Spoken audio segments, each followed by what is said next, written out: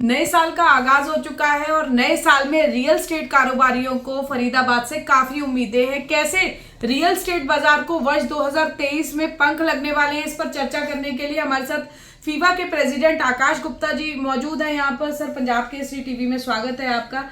आकाश जी, वर्ष 2023 बड़ा खास माना जा रहा है और 2021 ने जो जख्म दिए रियल स्टेट बाजार को, मरहम का काम किया 2022 ने, और अब क्या लगता है 2023 रियल स्टेट के लिए कैसा साबित होने वाला है? प्रॉपर्टी बाजार में किस तरह से आप बढ़त देखते हैं?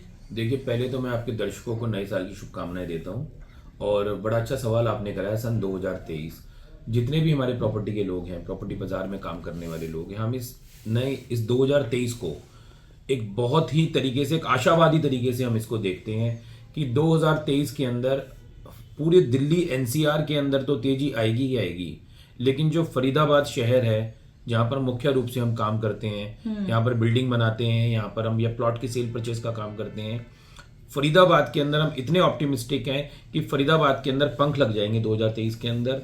और जितने भी लोग हैं जो फरीदाबाद के अंदर प्लॉट खरीदने या फ्लैट खरीदने के लिए आएंगे, आप देखना इनके इतनी ज्यादा नंबर बढ़ेंगे इनके कि लोगों को यहाँ पर काम करने की कमी नहीं रहेगी। कारण क्या मानते हैं? पिछले कोरोना काल में जो एक सेल परचेज रुकी रही, वो कारण मानते हैं, या फिर आपको लगता है कि सरकार की योजनाएं ऐसी होंगी जो रियल स्टेट बाजार पहले के मुकाबले बहुत ऊंचाइयों पर है और अधिक ऊंचाइयों को छुएगा?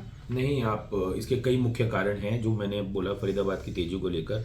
सबसे मुख्य कारण है कि एक जो ब्रैकेट है, प्राइस की ब्रैकेट है। आज अगर आप दिल्ली से कंपेयर करें फरीदाबाद के प्राइस, या नेबरहुड के अंदर नोएडा से कंपेयर करें फरीदाबाद के प्राइस, या हमारे थोड़ी ही दूर के अंदर जहां गुड़गांव हरियाणा के अंदर है वहां से फरीदाबाद के प्राइस, तो हमारा जो टिकट साइज है आज भी छोटा है। अगर फरीदाबाद के अंदर जिस मकान की अवेलेबिलिटी 1 करोड़ रुपए के अंदर है, उतना ही बड़ा मकान आपको नोएडा, दिल्ली, गुड़गांव के अंदर उससे दुगने और ढाई गुने पैसे देने पड़ते हैं। ये एक बहुत बड़ा कारण है जिससे ग्राहक की जो पॉकेट है उसके अनुसार उसको मकान फरीदाबाद में मिल जाता है। और दूसरा मुख्य कारण है जो आपने खुद ही अपने मुंह से बोल दिया, योजनाओं को लेकर। यहाँ पर भारतीय जनता पार्टी की जो सरकार है, मनोहर लाल जी की, और यहाँ के जो माननीय केंद्रीय मंत्री हैं, उन्होंने जिस प्रकार से फरीदाबाद की कनेक्टिविटी को लेकर काम करा है, आज फरीदाबाद की कनेक्टिविटी के अंदर आप देखिए, चाहे फरीदाबाद का NH2 हो, मुख्य अपना मेन सड़क हो, या फरीदाबाद के इंटरनल जैसे FNG फरीदाबाद, नोएडा, गुड़गांव, इसके ऊपर काम चल रहा है। फरीदाबाद की जो मेट्रो फरीदाबाद से और गुड़गांव के बीच के अंदर जुड़ने वाली है, जो 5-6 हजार करोड़ का प्रोजेक्ट है, या फरीदाबाद का जो रेलवे स्टेशन है जो अंतर्राष्ट्रीय सुविधाओं के साथ बनने वाला है, या फरीदाबाद का जो मंझावली का पुल है जो मुझे लगता है काफी काम उसका कंप्लीट हो चुका है और जल्दी वो शुरू होने वाला है, जिससे डायरेक्ट फरीदाबाद की कनेक्टिविटी अब ग्रेटर नोएडा से हो जाएगी। इन सारी कनेक्टिविटियों को अगर हम काउंट करें, चाहे ये एक्सप्रेस वे है, और सबसे बड़ा जो बॉम्बे एक्सप्रेस वे जो हमारे फरीदाबाद से होकर गुजर रहा है, इन सब चीज़ों को अगर हम काउंट करें तो फरीदाबाद की कनेक्टिविटी इतनी बेहतर होने वाली है कि पूरी दिल्ली के अंदर कहीं भी रहने वाला उसको फरीदाबाद पहुंचने में दिक्कत नहीं होगी। और जहां पहुंचने में दिक्कत नहीं होगी वहां घर खरीदने के उससे ज्यादा मुख्य कारण सबसे बड़ा यही बनेगा। आकाश जी, आज के समय की बात की जाए तो ग्रेटर फरीदाबाद हॉटस्पॉट बनाया हुआ है। दीनदयाल योजना में भी काफी वहां पर प्रोजेक्ट्स बने और अभी भी लगातार नए नए कमर्शियल और रेजिडेंशियल दोनों प्रोजेक्ट्स आ रहे हैं।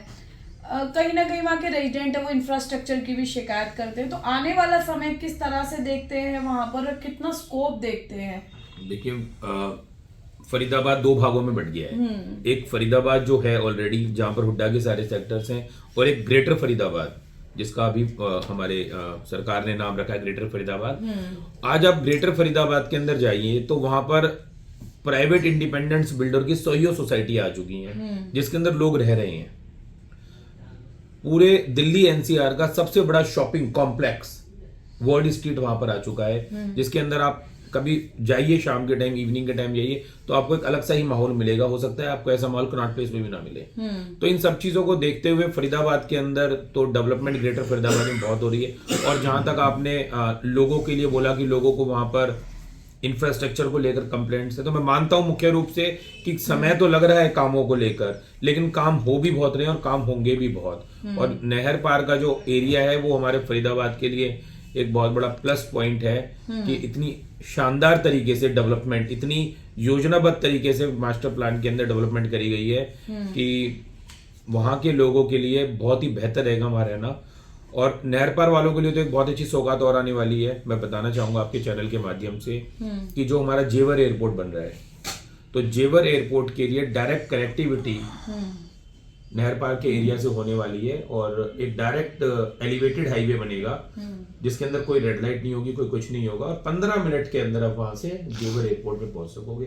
तो इससे बेहतर सौगात मेरी नजर में तो कोई और नहीं हो सकती है। आकाश जी, आप ग्रीनफील्ड एरिया में आपका कार्यालय है, ग्रीनफील्ड से में आप काम भी करते हैं, लेकिन ग्रीनफील्ड की अगर बात की जाए तो ये कहीं ना कहीं जो दावे किए जाते हैं उनमें कहीं पीछे नजर आता है। पीछे मुख्यमंत्री भी आए, यहाँ पर दौरा किया और अभी हम सड़कों का हाल देख रहे थे। तो जब मुख्यमंत्री के आगमन के बावजूद उन अधिकारियों को सुध नहीं आई और ग्रीवेंस की मीटिंग अगली है, और इसके अलावा भी अगर बात की जाए जो भी दिशा निर्देश ग्रीनफील्ड को लेकर मुख्यमंत्री ने दिए वो भी अभी तक धरातल पर नजर नहीं आ रहे। तो ऐसे में क्या मानते हैं कि योजनाएं धरातल पर नजर आएंगी या कागजों में ही रह जाएंगी या फिर भाषणबाजी में ही रह जाएंगी? और अगर इस तरह का रवैया रहा तो जो आप कह रहे हैं कि पंख लगेंगे रियल स्टेट बाजार को, हमने भी कहा, तो उसमें कितनी चुनौतियां अफसरशाही की जो कार्यशैली है इसको मानते हैं? देखिए, मैं तो माननीय मुख्यमंत्री जी की कार्यशैली की सराहना करूंगा कि वो जब फरीदाबाद के अंदर ग्रीवेंस कमेटी के चेयरमैन बने तो उन्होंने अपनी पहली ही मीटिंग के अंदर इस कॉलोनी को नगर निगम के अंदर डाल दिया। उन्होंने तुरंत आदेश करे कि लेन देन बाद में होता रहेगा, लेकिन सबसे पहले लोगों की सुविधाओं को लेकर ग्रीनफील्ड कॉलोनी को तुरंत नगर निगम के अंदर ट्रांसफर कर दिया जाए। मुख्यमंत्री के आदेश हुए।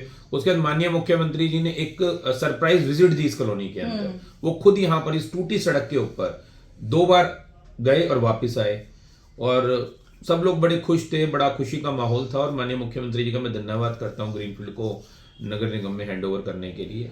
अब उसके बाद तो आज इन बातों को महीना, 1.5 महीना, 2 महीना हो चुके हैं। आप ठीक कह रहे हैं, इन अधिकारियों को सोचना चाहिए कि जो इस मामले में मैं टोकना चाहूंगी कि डीसी भी कई बार वो समीक्षा कर चुके हैं कि जो भी काम है उसको पूरी 31 दिसंबर की पहले डेडलाइन भी फिक्स की गई थी कि जो भी मुख्यमंत्री जी ने चाहे जनता दरबार में या ग्रीवेंस के मैटर थे उनको सॉर्ट आउट करके उसकी रिपोर्ट पेश करे, लेकिन नजर कुछ नहीं आता है, धरातल पर हम देखते हैं। तो क्या लगता है कि मुख्यमंत्री की सरप्राइज विजिट का कोई असर देखने को मिलेगा या फिर वह ठंडे बस्ते में रह जाएगी? ये बड़ा आपने एक सवाल, बड़ा गहरा सवाल पूछ लिया है। ये मैं खुद इन अधिकारियों से कहूंगा कि माननीय मुख्यमंत्री जी ने अपने स्वेच्छा से लोगों की भलाई को देखते हुए, लोगों की तकलीफों को देखते हुए इस कॉलोनी को नगर निगम में हैंडओवर करा है। ये कहकर हैंडओवर करा है कि लेन देन बाद में हो जाएगा, लेकिन लोगों की समस्या पहले है, पहले लोगों को मूलभूत सुविधाएं मिलनी चाहिए। तो मैं तो इन अधिकारियों से कहूंगा कि जल्दी से जल्दी इस कॉलोनी के अंदर विकास के कार्यों को चालू कराएं ताकि किसी भी प्रकार से जो है सरकार की छवि खराब ना हो। इस मामले में सर कभी फीवा की तरफ से आप अधिकारियों से किसी से मिले हैं कि मुख्यमंत्री जी ने जो आदेश दिए थे उनको क्रियान्वित क्यों नहीं किया गया है? नहीं, अभी हमने अपनी संस्था की तरफ से इस चीज को लेकर किसी अधिकारी से मुलाकात नहीं करी है, लेकिन हाँ, अगर इस बात पर जल्दी ही संज्ञान नहीं लिया गया तो जरूर हम जितने भी अपने अधिकारी हैं, जो कंसर्न अधिकारी हैं, उनसे जाकर एक बार पूछेंगे कि माननीय मुख्यमंत्री जी के आदेशों के बाद भी क्यों इस कॉलोनी के अंदर अपना डेवलपमेंट के काम शुरू नहीं हो पाए। तो देखिए, फीवा के अध्यक्ष हमारे साथ मौजूद थे। सरकार योजनाएं बना रही है, नीतियां बना रही है, लेकिन कहीं ना कहीं अफसरशाही में इच्छा शक्ति की कमी भी साथ साथ नजर आ रही है। आने वाला वर्ष स्वर्णिम साबित हो रहा है और आगे भी स्वर्णिम साबित होगा, ऐसा प्रॉपर्टी बाजार का, रियल एस्टेट कारोबारियों का मानना है। अब देखना ये होगा कि अधिकारियों की कार्यशैली में सुधार होता है या नहीं, और अगर सुधार होता है तो क्या वास्तव में रियल एस्टेट बाजार को वर्ष 2023 में पंख लग पाते हैं या नहीं। कैमरा पर्सन शिवम के साथ फरीदाबाद से पूजा शर्मा, पंजाब केसरी टीवी। हमसे जुड़े रहने के लिए हमारे YouTube चैनल को सब्सक्राइब करें और नई वीडियो की नोटिफिकेशन के लिए बेल आइकॉन को दबाएं। अगर आप ये वीडियो Facebook पर देख रहे हैं तो लाइक जरूर करें और ज्यादा से ज्यादा शेयर करें। धन्यवाद।